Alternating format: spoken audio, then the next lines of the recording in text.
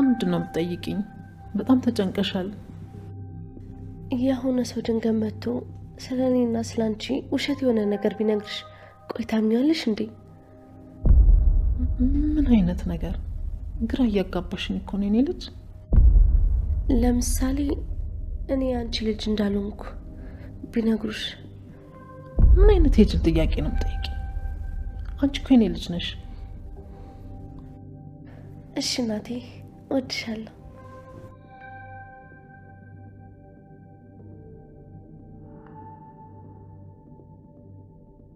አለሁልሽ። ተጠፋፋን አይደለ? እኔም እኮ ደውላለሁ እያልኩ። አንቺ ሸታም ለካ አውቀሽ ነበር ጥያቄ ጠየቅሽኝ አይደለ? አንቺ ውሸታም ነሽ። እሺ ውሸታም። ማሚዬ የምን ጥያቄ ነው የጠየቅሽኝ? ማዋት በይኝ። እሺ ማም እንዳትይኝ ሁለተኛ። እኔ ያንቺ እናት አይደለሁም በጭራሽ። እየሰማሽኝ ነው? ውሸቷን ነው ማሚዬ። እኔና አንቺን ለመለየት የተሰራ ሴራ ነው። ከልጄ ጋር ለምን አለያየሽኝ? ለገንዘብ ብለሽ ነው አይደለ? ኧረ አይደለም። እኔ አንቺ ልጅ ብቻ ነኝ። ያንቺ ልጅ ብቻ። አንቺ ውሸታም! አትዋሽኝ አላልኩሽም? አንቺ የኔ ልጅ አይደለሽም። እየሰማሽኝ ነው? የኔ ልጅ እሷ ብቻ ናት። እሷ ብቻ። አንቺ የኔ ልጅ አይደለሽም። በጭራሽ የኔ ልጅ አይደለሽም። የልጄ ህይወት ነጥቀሻል አይደል? አንቺን ገና ብዙ እስር ቤት ነው ማስገባሽ። እስር ቤት አስቀመጥሻለሁ። አንቺ ባለጌ ውሸታም ነሽ። እሺ በጣም ደስ የሚል ዜና ነው። ፈጣሪ ይመስገን። እኔና ቃልን ያገናኘን አምላክ እሷንም ከእናቷ ጋር ያገናኛት። ቆይ ግን እንዴት?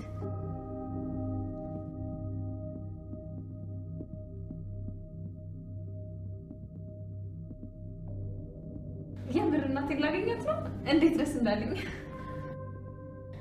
ይሄን እኮ እሷን ፈልጋታኝ ይሆናል።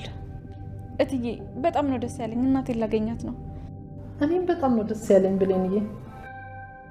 እናቴ መቼም ቢሆን አንቺ እናቴ ነሽ። እሱን ደግሞ ማንም አይፍቀውም። አውቃለሁ የኔ ልጅ። መቼም ቢሆን ብሌንና ሰላም መገናኘት የለባቸውም። እነሱ ተገናኙ ማለት የኔ ሁሉ ነገር ተበላሸ ማለት ነው። ሰላም ጤና ይስጥልኝ ወደ ቻናሌ ቤተሰቦች እንዴት ናችሁልኝ? እንኳን ወደ ሰብለ ዩቲዩብ በሰላም መጣችሁልኝ። አደራ ድራማ ክፍል 15 ላይ እንግዲህ ብዙ ታሪኮች ተአምራት እየታዩ ይገኛሉ። ያው እንግዲህ ብሌን እናቷን የምታገኝበት ጊዜ እየተቃረበ ነው ብለን ነበረ። ነገር ግን አሁን ላይ ጭራሽ ሌላ ሀሳብ፣ ሌላ ወጥመድ ለብሌን ተዘጋጅቶላታል። እናቷ ሰላምን አንድ ቀን ታውቃለች። ምክንያቱም ከቀረቤታቸው አንግል እናቷ መሆኗን ታሪኳን ከነገረቻት ምናልባት ብሌን የሰላም ልጅ መሆኗ ሰላም ልትጠራጠር ትችላለች ብዬ ነበረ፣ ብዙ ነገሮችን ከምታየው አንግል ማለት ነው። ነገር ግን ነገሩ አሁን ላይ ተለጥጧን። እንግዲህ ብሌንን ከዛ ቤት አስወጥቶ አርቆ እናትሽ ናት በሚል ስበብ ማለት ነው ከዛ ቤት ማባረር እቅድ የአቶ በኃይሉ አዲሱ እቅዱ ነው። እና እንግዲህ አቶ በኃይሉ ለብሌን እናት አስደውሎ የብሌን እናት እንዳገኛት ያው ቀላል ነው ለሱ ታሪኩን ማስረዳት። ሰላም እህቱ ስለሆነች የሰላምን ታሪክ በሙሉ ለዛች ሴት በመስጠት ማለት ነው። የብሌን እናት እንደተገኘች እንግዲህ ፎቶ ሁሉ ተልኮላታል። በጣም ነው የሚገርመው። በኃይሉ ጉዱን ቢሰማ እያደረገ ያለው ለማን እየታገለ እንደው ማለት ለራሱ አይደለም። አሁን ላይ እየታገለ ያለው ለሱ የታቀለለትን እቅድ ቢያቅ ኖሮ ምናልባት ብሌንን ሊተዋት ይችል ነበር እንደዚህ ከማድረግ። እንደውም የእሱ ትልቅ ቀንደኛ ምንድን ነው የሚባለው? ቀንደኛ ጥራቱ ቃል ናት ማለት ነው። በዚህ ሰዓት የቃል እቅድ እንግዲህ ቃል እቅዷን ሰፋ አድርጋ ነድፋለች። እዛ ቤት በፍጹም ባዶ እጄን አልወጣም ብላለች ማለት ነው። እውነቷን ነው። እንግዲህ የጎዳና ህይወት የመረራት ናት ቃል ማለት ነው። ከባለፈው ካያችሁ ጓደኛዋ ወደዚህ ቤት መታ ነበር። የሆነች ዱርዬ የምትመስል የሆነ ብቻ እብድ ያለች ማለት ነው ያለው። የጎዳና ልጆች የጎዳና ላይ የሚያድሩ ልጆች ያስታውቁ ይላል፣ ወይም ደግሞ የጎዳና ሳይሆን በቃ ዱርዬ ነገሮች ማለት ነው። በዛ ይያዝልኝና እንደዛ አይነት ነበረች ቃል። እንግዲህ የዛች ጓደኛዋ ስትጠፋባት ነው ፍለጋ ስትመጣ እዛ ቤት ያገኘቻትና እንግዲህ ቃል ደግሞ በጣም የዋህ ነገር ናት። አሁን ላይ ያላት መረጃ ለሷ በጣም አሪፍ ነው። ነገር ግን ከዚህ በኋላ እሷ ሰላምን የመግደል አቅም የላትም። ምክንያቱም ሰላምን ገላ ብዙ ነገር ማድረግ እንደምትፈልግ በተደጋጋሚ በሰዎች ሚስጥሯ እየተሰማ ስለሆነ ከዚህ በኋላ ሰላምን ገላ እሷ የምትወስደውን ንብረት የለም ሞኝ ስለሆነች ነው እንጂ። አቶ በኃይሉ ደግሞ ቃል የደገሰችለትን ድግስ ቢያውቅ ኖሮ ጥሩ ነበረ። እሷም እሱን አሸነፋ ንብረቱን ለመውሰድ ለግሏ ትፈልጋለች። እሱም ደግሞ እሷን ተጠቅሞ ማለት በእሷ ላይ ተረማምዶ እንዴት ነው እሷን እዛ ጋር እሳቱ ላይ ጥዶ ቃል ናት እሳቱ ላይ ያለችው። በነገራችን ላይ ኮሽ ባለ ቁጥር ለእኔ ነው እኔን ነው እያለች ቁጭ ብድግ እያለች በድንጋጤ በህልሟ ተኝታ ራሱ የምትቃዠው ቅዠት አይደለም፣ ሰላማዊ ህይወት እየኖረች አይደለም። ተውት መጋለጡ ምናምን በቃ አንዴ ነው እሱ ጉድ አንዴ ነው ይባላል። እና ግን ያ ጉድ እስኪወጣ ድረስ በየቀኑ ተሳቃ የሆነ ነገር ሰው ባስነጠሰው ቁጥር ለእኔ ነው እያለች ማለት ነው። እና ሁሉ ነገር ኮሽ ባለ ቁጥር እኔን ነው እንዲልሉ ነው እያለች በቃ ማለት ሰላም ራሱን ልብ ስላላለቻት ነው እንጂ ተግባሯ እኮ ይናገራል የምታደርገው ነገር ማለት ነው። እና እንደዛ ሆና ተሳቃ እሷ የምታመጣውን ገንዘብ ከዛ ሌላ ወንጀል ሰርታ ሰላምን የሆነ ነገር አድርጋ የምታመጣውን ገንዘብ በኃይሉ ሙሉ ለሙሉ መውሰድ ነው የሚፈልገው። አስባችሁታል? እሷ ባመጣችው ገንዘብ 75% እሱ ሊወስድ ነውና ቃል ደግሞ መቼ ምኗ ሞኝ እኔ ምን ሞኝ ነኝ ለአንተ 75% የምሰጠው እንኳን 75% ማን ነው 1% ማልሰጥም ብላ እንግዲህ እሱን አሁን ላይ መረጃውን ይዛ ቃል እየጠበቀች ነው። የሷ ቀን እስኪመጣ የሷ ቀን መቼ መሰላችሁ? በኃይሉ እንዲረዳት ትፈልጋለች። አሁን ላይ ብቻዋን መታገል አትችልም። ቤት ውስጥ ያለውን እሷ ታስተካክላለች፣ ከውጭ ደግሞ አቶ በኃይሉ ያስተካክላል። እንደዚህ እያለ እንግዲህ ያ የምትፈልገው ጊዜ ይመጣ። ሰላም ቤቱን በስሟ ታደርጋለች፣ ንብረቶቿን በስሟ ታደርጋለች። ያኔ በኃይሉ እርዳታ ሰላምን ታስወግዳለች፣ ወራሿ እሷ ስለሆነች። ከዛ ደግሞ ወዲያው በኃይሉን እስር ቤት ትከታለች። ስለዚህ ማንም ሀይባይ በሌለበት ሜዳ ሁሉ ነገር የግሏ ይሆናል እና እቅዷ በጣም አሪፍ ነው ማለት ከሰራላት አይሳካላትም እንጂ በጣም ቆንጆ እቅድ ነው ያላት። ግን ሚስጥሯ ሰዎች ጆሮ በተደጋጋሚ ገባ። ጓደኛዋ ሰማች። ጓደኛዋ ፎክራ ነው ሄደችው። ጓደኛውን አንቋሻት ስለነበረ ወደዛ ህይወት ተመልሼ መግባት አልፈልግም፣ ስለዚህ እዚህ መጥተሽ እንድታበላሽብኝ አልፈልግም፣ ወደ መጣሽበት ተመለሽ ብላ አንቃቱላ ነበር ጓደኛዋንና ጓደኛዋ በጣም የተናደደችባት። ለምን ቃል ተቀይራለች። ልክ ገንዘብ ስታገኝ ይህ ህይወት ወደ እሷ ሲመጣ ተቀየረች። በፊት በጣም የምትወዳቸውን ሰዎች ጠላቻቸው። ሰው ያቺ ጓደኛዋ እንግዲህ ፎክራ ነው ሄደችው። በቀጣይ ስመጣ ሚስጥርሽን እነግራለሁ ብላ ነው ሄደችው። ብሌንም ሚስጥሩን አውቃለች። ስለዚህ ሰላምን መግደል አትችልም ከዚህ በኋላ። ይሄ በጣም ከባድ ነው። በኃይሉ እንግዲህ ምን ሊያደርግላት እንደሚችል አላውቅም። ነገር ግን አሁን ላይ ለበኃይሉ ጥሩ ሰው መስላ ሁሉን ነገር ኮሽ ባለ ቁጥር ለበኃይሉ እየነገረች በኃይሉ ነገሮችና መንገዶችን እንዲያስተካክልላትና ወደ ገንዘቡ መዳረሻውን መንገድ እንዲጠርግላት እያደረገች ትገኛለች። በሌላ በኩል ደግሞ በኃይሉ ለዚህ ደግሞ ትልቁን ነገር ብሌንን ከዚህ ቤት ማስወጣት ነው። ብሌን እናቷ በህይወት እንዳለችና እንደተገኘች ስታውቅ ከዚህ ቤት ትወጣለች ከሰላም ቤት ብሎ ነው የሚያስበው እና ርቃ እንድትሄድ ነው የሚፈልገው። ጭራሽ ከአካባቢው አይደለም ሰላም ቤት ቀርቶ እዛ የነሱ ሰፈር አካባቢ እንዳትኖር ነው የተፈለገው እና ርቃ ያች እናቴ የምትላት ሴት ጋር ርቃ እንድትሄድ ይፈለጋል። ይሄ ነው ዋናው ድራማ። ነገር ግን እንደዛ መታረግ አይመስለኝም። ምክንያቱም ብሌን እናቷን አገኘች ማለት ወላ እቺኛው አሳዳጊ እናቷን መርዳት ታቆማለች ማለት አይደለም። በዛ ላይ ከሰላም ቤት መውጣት አትፈልግም እና ግን ይሄ ሚስጥር ሌላ ሰው ጋር ደርሷል ማለት ነው። እንግዲህ አቶ በኃይሉ የውሸት የብሌን እናት ብሎ የላካት ሴት ማለት ነው የውሸት ድራማ መሆኗና ቅንብር እንደሆነ ቃል እንግዲህ ከአቶ በኃይሉ ጋራ በጓሮ ተደብቃ ስታወራ እንደምታዩት እንግዲህ ዳግም ሰምቷታል። ጉድ እኮ ነው። ዳግም ጉዷን ሁሉ ሰምቷል። እንዴት ይሄን ሁሉ ብቻህን አደረግ? ያቺ ጅል ገረድማ እኮ እናቴን አገኘሁ ብላ ደስ ብሏት ብታይ እያለች እንግዲህ ስታወራ ሁሉንም ነገር ዳግም ሰምቷል። በጣም ያሳዝናል።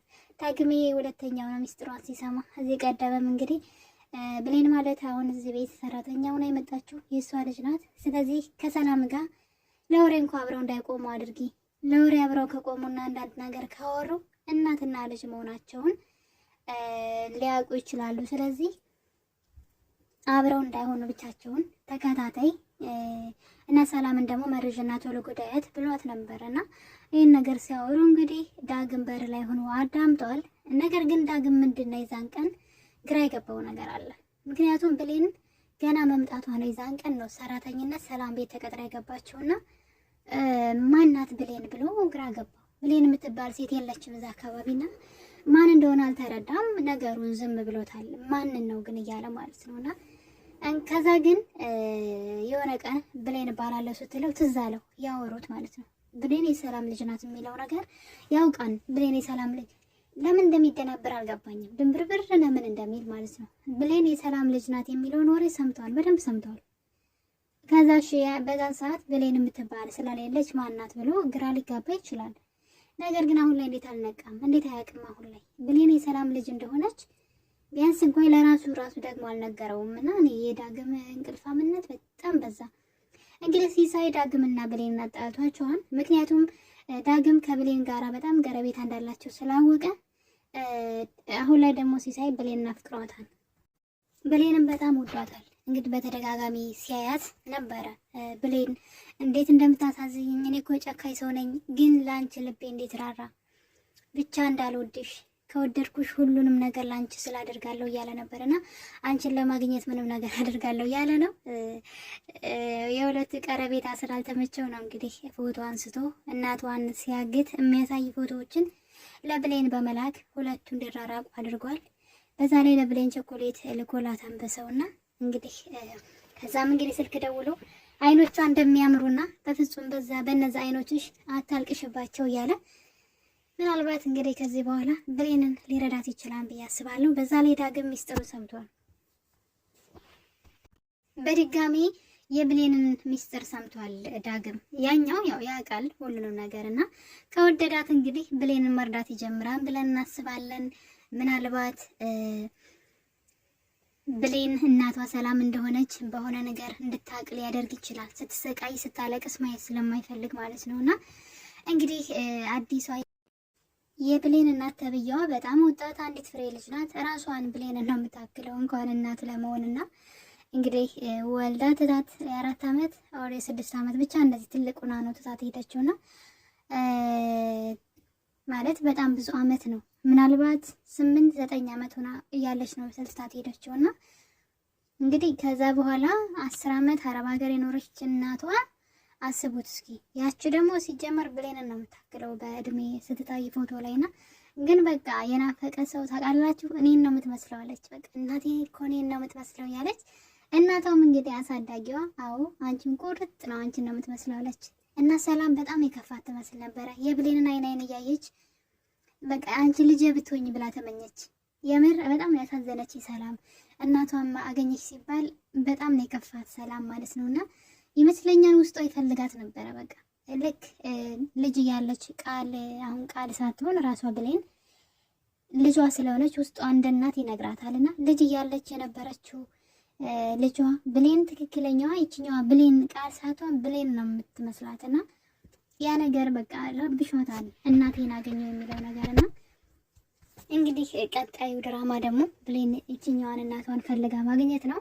በእርግጥ ካለችበት ራሷ ትመጣለች። የድራማው አንድ አካል ስለሆነች ማለት የተዘጋጀች ስለሆነች ከአቶ ባይሉ ጋራ ተነጋግራ ስለሆነ ይህን ነገር የምትሰራው እና እናቷ አለመሆኗን እንግዲህ ስለምታውቅ በዳግም በኩል ታውቃለች ብዬ አስባለሁ። ዳግም ዝም አይልም ይሄን ነገር ሰምቶ። ግን ችግሩ ምንድነው? ዳግም ችኩል ነገር ነው ደግሞ ይህን ነገር ቃል ከአቶ ባይሉ ጋር ስታወራ በጆሮ ነው የሰማው። በቃ ሁሉንም ነገር ሰምተዋል። ግን የሰማውን ነገር እንዳያበላሽው በጣም እየፈራሁኝ ነው። ምክንያቱም ቃልን እንዴት እንደዚህ ታወሪያለሽ ብሎ ሄዶ ቢናገራት በጣም ተናዶ ነበር። አይታችሁት ከሆነ ከኋላ አቁሞ በጣም በንዴት እያያት ነበር። ያ ማለት ደግሞ ሄዶ እንዴት እንደዚህ ታረጊያለሽ ብሎ ቢናገራት አቶ ባይሉ እሱን ያስፈራራዋል ማለት ነው። በሆነ ነገር እንደለመደው እናትህን እንደዚህ ያደርጋለሁ ብሎ ለብሌን እውነቱን እንዳይነግራት ሊያደርገው ይችላል። ስለዚህ ዳግም ብልጥ ከሆነ የሰማውን ነገር እንዳልሰማ ይዞ ዘወር ብሎ ጥሩ ስራ ቢሰራበት መልካም ነው ላለው። ምንድን ነው የሚባል ብልህ ሰው ብቻ የሆነ ተረት አለ። ፊት ለፊት ሳይሆን ነገሮችን በራሱ ያጤናልና ፊት ለፊት ከሄድንላቸው ግን በደካማ ጎናችን መተው እያስፈራሩ መጠቀም ይጀምራሉ እነዛ ሰዎች ማለት ነው። አቶ ባይሉ እንግዲህ ለማያገኘው ንብረት ሲል ብሌንን ዋጋ እያስከፈላት ይገኛል። በዛ ላይ ደግሞ የራሱ ቀኝ እጄ ነው ብሎ የሚያምነው ሲሳይ አሁን ላይ ወደ ብሌን እየተገለበጠ ነው። ምናልባት ብሌንም የእሱ አይነት ስሜት ካላት ከወደደችው ማለት ነው እሱን መውደድ ከቻለች እሱ ደግሞ በህይወቷ ውስጥ ያጣችውን ነገር ሁሉ ሊያገኝላት ይችላል ብዬ አስባለሁ። ሲሳይ ማለት ነው። በእርግጥ ዳግም የሚወዳት ይመስለኛል። ብሌን በዳግም በጣም አዝናበታለች። ዳግም ባደረገው ነገር እንዴት እናቴን ታግታለህ? አንተ በጣም ጨካኝ ሰው ነህ። እንግዲህ ቤቷ ድረስ ጋብዛው፣ እናቷ ቤት ሄዶ ጋብዛው እንደ እናት የሆነችለትን ሴት እንዴት ያግታል ብላ ተናዳበታለች። ሊያስረዳት ቢፈልግም እሷ ግን ምንም መረዳት አልፈለገችም። ማለት የተናገረውን ነገርም ልታምነውም አልፈለገችም። በዛ ላይ ደግሞ ብሌን ከዚህ ቤት ትሄዳለች ብዬ አላስብም። እናትሽ ተገኘች ብትባል እንኳን ከሰላም ቤት ወጥታ ትሄዳለች ብዬ አላስብም በፍጹም። ምክንያቱም ደግሞ ቃል የሰላም ልጅ አለመሆኗን ስለምታውቅ እና ደግሞ እሷን ጎድታ የእሷን የሆነውን ነገር እወስዳለሁ ስትል ስለሰማች በፍጹም ብሌን እሷን ትታ የምትሄድ አይመስለኝም። እዚህ ቤት መቆየቷ የማይቀር ነው። አቶ ባሄዱ አሁንም እቅዱ እየተሳካለት አይመስለኝም። በፍጹም እዚህ አትሄድም። ምናልባት ወይ የቃልን ጉድ አፍልጠው ካልሆነ በእርግጥ ብሌን መናገር ትፈልግ ነበር ይህን ነገር ቃል የሰላም ልጅ አለመሆኗን እና ከወንድሟ ጋር ድራማ እየሰራችባት እንደሆነ መንገር ትፈልጋለች። ነገር ግን ይሄን ነገር ሰላም አታምንም ብላ ፈራች።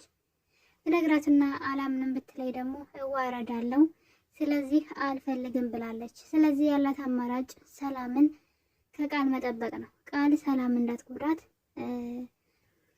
ሰላምን መጠበቅ ነው እዚህ ቤት ሆና እና በፍጹም ከዚህ ቤት አትሄድም በየትኛውም መንገድ ቢሆን የፈለገ እናቷን ብታገኝ ብዬ አስባለሁ። በኃይሉ ግን እቅዱ እሷን ከዚህ አካባቢና ከሰላምና ከአካባቢያቸው ማባረር ነው እስከ መጨረሻው። ቃል እንግዲህ ቀድማ ሰላምን አንድ ጥያቄ ጠይቃት ነበረ። የሆነ ሰዎች መጥተው እኔ አንቺ ልጅ እንዳልሆንኩ ቢነግሩሽ ምን ታደርጊያለሽ እያለቻት ነበረ። እሷም እንግዲህ እንዴት እንደዛ ታያለሽ አንቺ እኮ ልጅ ነሽ ብላት ነበር። ነገር ግን ወዲያው ቃል እንቅልፍ ተኝታ ያለ በህልሟ እንግዲህ ስትቃዥ ያየናት ነው። ብሌን እውነቱን ለሰላም ስትነግራትና ሰላም መታ አንቺ ውሸታም እንዴት ትጫወችብኛለሽ ብላ በጥፊ ስትመታት ቃል እያየች ነበረ። ያ ማለት እንግዲህ በእውኗም በህልሟም እየቃዠች ነው፣ የሰቀቀን ኑሮ እየኖረች ነው ማለት ነው። በዚህ መደነባበሯ ግን በቅርቡ ማንም ሰው ለሰላም ሳይነግራት ሚስጥሯን ሰላም ልደርስበት ትችላለች ብዬ አስባለሁ። እና የኔ ውድ ቤተሰቦች አደራ ድራማ በጣም አስተማሪ ምናልባት የብዙዎቻችሁን ህይወት ሊዳስስ የሚችል ልጆቻችሁን አደራ ብላችሁ ስደት ስትሄዱ ስደት የሚያጋጥመን ችግር ካቀድነው ካሰብነው በተቃራኒ ሆኖብን እንዴት ህይወት ፈተና እንደምትሆንብን ሰላምንና ልጇን ብሌንን ማየት ይቻላል። ልጃችሁን አደራ ብላችሁ እንደዚህ ስትደረጉ በቀጣይ በክፍል 16 ምን ሊፈጠር ይችላል? ብሌን ከሰላም ቤት ይሄድ ይሆን? አብረን የምናይ ይሆናል። የዛሬን አበቃን። እወዳችኋለሁኝ። በሌላ ቪዲዮ በአዲስ በቆንጆ ቪዲዮ እስከምንገናኝ ድረስ ሁላችሁንም እወዳችኋለሁኝ። ለቤቴ ደግሞ አዲስ የሆናችሁ ሰብስክራይብ በማድረግ ቤተሰብ ሁኑ። ሀሳብ አስተያየታችሁን ኮሜንት ላይ አስቀምጡልኝ። ስለነበረን ቆይታ አመሰግናለሁ። ቸር ቆዩልኝ።